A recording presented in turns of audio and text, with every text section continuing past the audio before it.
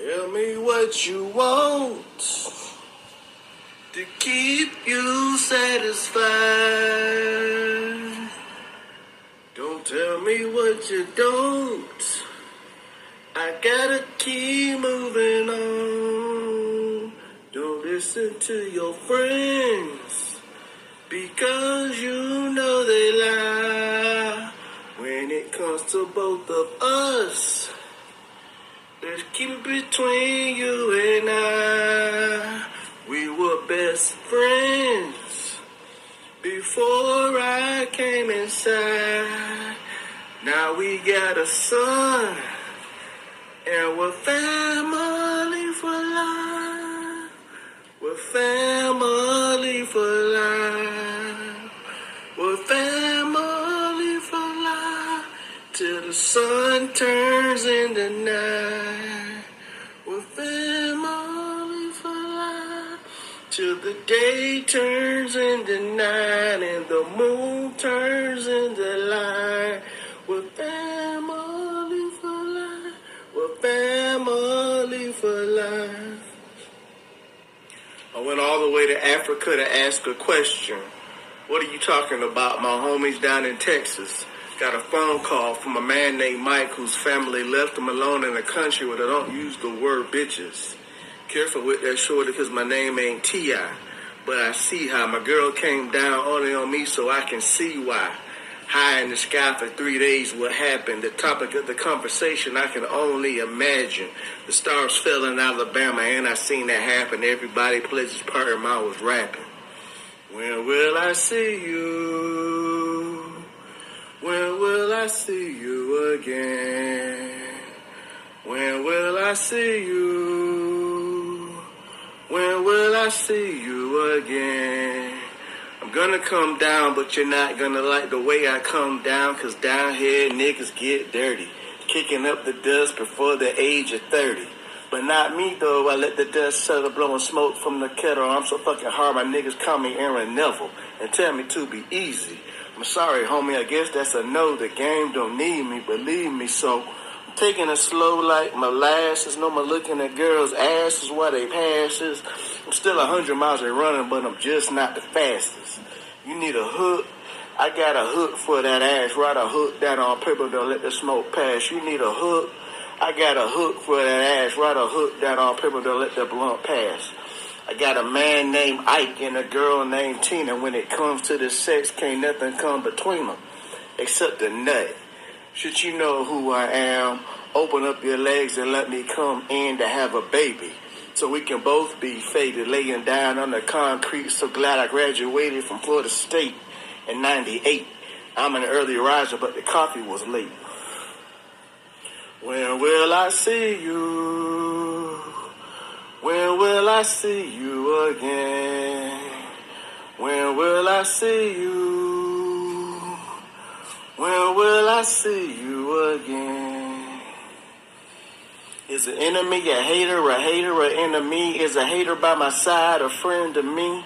Let me know. Tell me anyways. You know crime pays. Throw a dog a bone and make my day. Every dog got his day. My favorite girlfriend's name is Maria. Her mother's name is Moselle. Together we coming down like aliens in the shapes of gazelles. So, I want to talk about my first girlfriend when I moved to Tampa. I'm from Tallahassee, Florida. I was a freshman at USF. She was from Haiti. I want to tell her, we'll just call her, her name was Sylv. Her name was Sylv. We'll just say Sylv. But anyway, there was a club on campus, so that's where I met her. She was bending down, touching her toes, so I went and picked her up and grinded on at the same time, so we both fell in love. That's how we fell in love. So, turns out she lived in the same dorm as I. It was a co-ed dorm. The first floor got females, the second floor got males, and the third floor got females. So I walked her home. One thing led to another. We became boyfriend, girlfriend. Well, anyways, at the time, I was on some other shit too. They called me dad on campus because I would walk up to my friends and be like, I'm your dad. So everybody just started calling me dad. She didn't like that. She thought that was a white boy thing. She says, that's a white boy. She said, white boys do that. So you ain't black enough for me to be my boyfriend. So I said, okay, that's fine. Okay. Bet.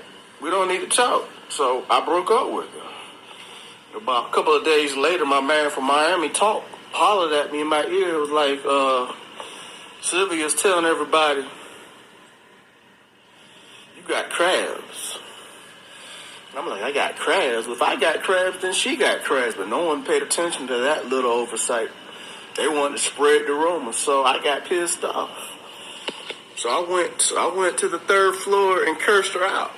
I cursed her roommate out, her friends out, her sisters out, her homies out, whoever was around at the time in her room. I cursed out. Called them all bitches. They ain't like that.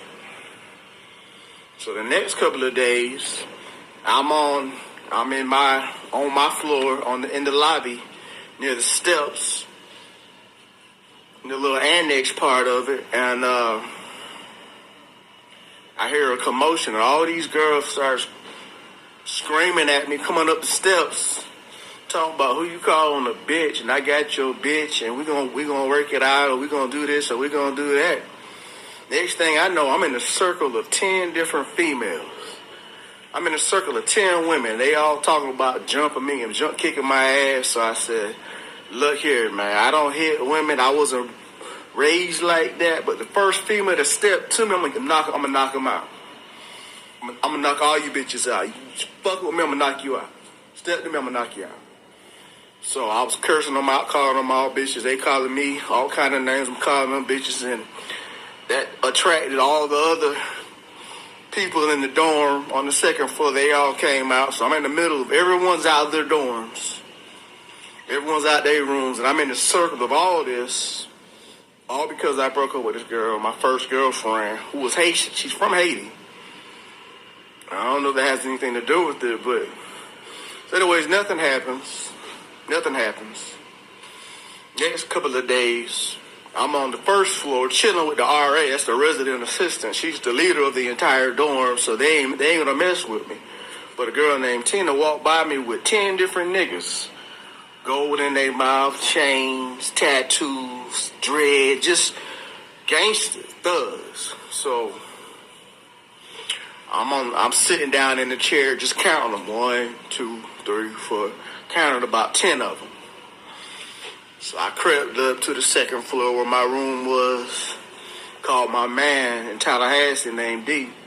It's like, look, man, I need you, man. We got beef out here, man. I got this girl tripping, man. She got 10 niggas and this and that. He was like, man, we can't do it. We got war here in Tallahassee, man. We got motherfuckers running up to mom's house with guns and dropping bombs and mailboxes and all kind of shit. I can't do it. I was like, man, I need you here.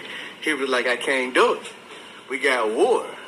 So I was like, I'll call you back, bet. So, long story short, all my roommates are from Miami and Jacksonville and some from Tampa. So I round up all the Miami boys. They all from Haiti. They understand the game. So we playing Nintendo or Sega or PlayStation or whatever. We got bats and knives and sticks, and they escorted me to my room, escorted me to my car, escorted me to the class. So they did that for the remainder of the semester. And that was my first experience with my first girlfriend in Tampa. Now let me tell you about what happened with my first experience with angel dust. Yeah, I had some angel dust. Somebody laced my shit with angel dust. I don't know if it was the drink or if it was the weed. But I was in Africa. I'm a Peace Corps volunteer. And I served in West Africa, the Gambia, in 1998 to 1999. Well, we was at a down house, a glass house, actually. You know, you don't throw fights, you throw parties in glass houses. And, anyways, we smoking and drinking, passing joints and drinks or whatever, you know. And somebody must have laced my shit. I don't know if it was the weed or the drink, but I remember doing a little bit of everything.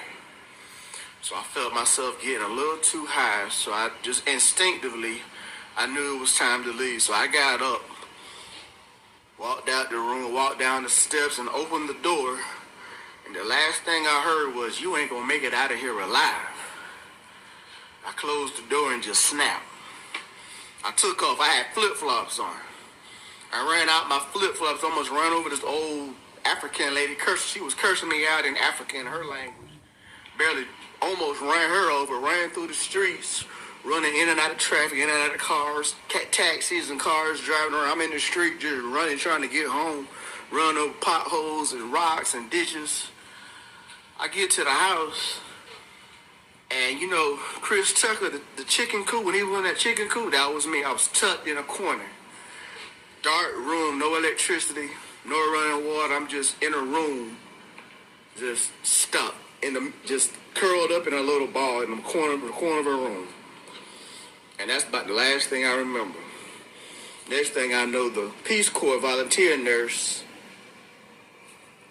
she's sensing something about me. She says, you need to go back to the States, to Washington, D.C., and talk to a counselor. She says, you'll only be there 3 days and you'll be back in Africa within the end of the week. Well, she kept trying to do that to me. She kept suggesting that I go back to the States. I didn't want to go to the States. I was in Africa. I just figured I didn't want to waste. I didn't want to do that. But anyways, after about 4 months of her just harassing me, hounding me, I went. Long story short, I talked to a counselor. He didn't let me back in. He didn't let me in. He didn't let me rejoin the Peace Corps. And he even called my girlfriend a prostitute. I was like, damn, she ain't a prostitute. She may not be a model citizen, but she was a fugitive. She was a fugitive, a refugee from Sierra Leone. I was in the Gambia, West Africa. She was in another part of West Africa. She was a refugee, and I guess her husband was sending her money. But she wasn't a prostitute. I stayed in contact with her for the last 30 years. She's been to Germany. This is what she does, though. She dates guys who she knows she can benefit from. She asked me to marry her. She wanted to come to the States with me and get married, but I knew what that was. So, anywho, she's been to Germany through a boyfriend. She's been to UK through a boyfriend. She's been to the Netherlands, Belgium, Antwerp. Even now she's in Africa again. She's some kind of royalty. She showed me her bloodline, and her last name is a dynasty of. She had a dynasty of Mansuri. That's her last name, in Sierra Leone. And she was with the Blood Diamonds. You know, her brother was the rebels. And I guess she's some kind of royalty because she's living her best life. She's still on my Instagram. She is living her best life. Anyways, I tell you this to tell you that. I say this to say that. You know, I'm a reject. I'm a Peace Corps reject, but that still doesn't stop me from talking about it. I still enjoyed myself. That was the time of my life. I was 24 years old, living in Africa. They were paying me to be there. They gave me money. I met presidents of the country. I met the higher, upper echelon of society in Africa. I even went to another country. But the mission of the Peace Corps, you had 3 missions. One is to go to their country and learn as much as possible about their country. 2, you take your education and your culture and you go to another country and you educate them. The 3rd mission is to, after you completed your mission, to come back to the States and educate other volunteers, other citizens about your time in Africa. And that's my time.